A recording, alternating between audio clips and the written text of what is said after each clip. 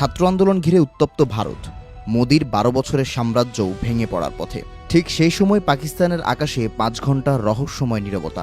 ভূমি থেকে সীমাহীন উচ্চতা পর্যন্ত বন্ধ করা হলো একাধিক আকাশপথ। কোনো ঘোষণা নেই কোনো ব্যাখ্যা। তবে কি ভারতে হামলার প্রস্তুতি নিচ্ছে পাকিস্তান, নাকি দিল্লির সম্ভাব্য হামলা ঠেকাতে বাড়তি সতর্কতা নিয়েছে ইসলামাবাদ? 23 থেকে 24 জুলাই রাত 2টা থেকে সকাল 7টা, মাত্র 5 ঘন্টা। কিন্তু এই 5 ঘন্টাই দক্ষিণ এশিয়ার নিরাপত্তা বিশ্লেষকদের সামনে নতুন প্রশ্ন তুলে দিয়েছে।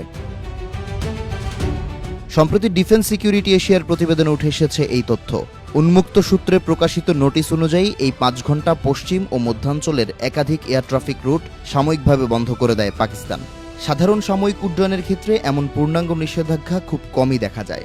তাই বিষয়টি নিয়ে জল্পনা শুরু হয়েছে। বিশ্লেষকদের নজর গেছে করিডোরের দিকেও। আফগানিস্তান সীমান্ত সংলগ্ন কোয়েটা থেকে শুরু হয়ে এই করিডোর দেরা মধ্যাঞ্চল পেরিয়ে পৌঁছেছে মুলতান, সারগোধা, ফয়সালাবাদ ও মিয়ানওয়ালির মতো পশ্চিমের অঞ্চলে। এসব এলাকায় রয়েছে গুরুত্বপূর্ণ বিমান ঘাঁটি ও সামরিক অবকাঠামো।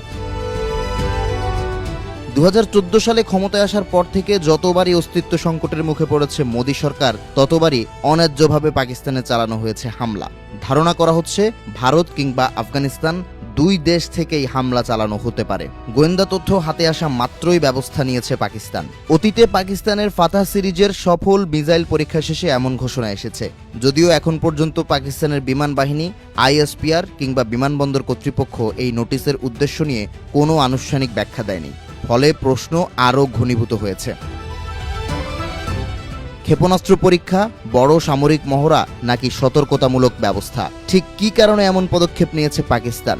প্রকাশিত তথ্যের ভিত্তিতে নিশ্চিত করে বলা সম্ভব নয়। তাই চূড়ান্ত সিদ্ধান্তে পৌঁছানোর ক্ষেত্রে সতর্ক থাকার পরামর্শ বিশ্লেষকদের। আন্তর্জাতিক সীমান্তের দিকে বিস্তৃত এমন একটি করিডোর এবং সম্পূর্ণ উলম্ব আকাশসীমা নিষিদ্ধ করার সিদ্ধান্ত নিরাপত্তা পর্যবেক্ষকদের দৃষ্টি এড়ানোর সুযোগ নেই। কারণ বাস্তব সংকটের সময় এমন উড্ডয়ন পথ মহড়া ও প্রকৃত হামলার প্রাথমিক গতিপথের সঙ্গে মিল থাকতে পারে। উরি, বালাকোট ও অপারেশন সিন্দুরের পর আবারও কি কুটচালের আশ্রয় নিতে যাচ্ছে মোদী সরকার? এই উত্তর হয়তো সময়ই বলে দিবে।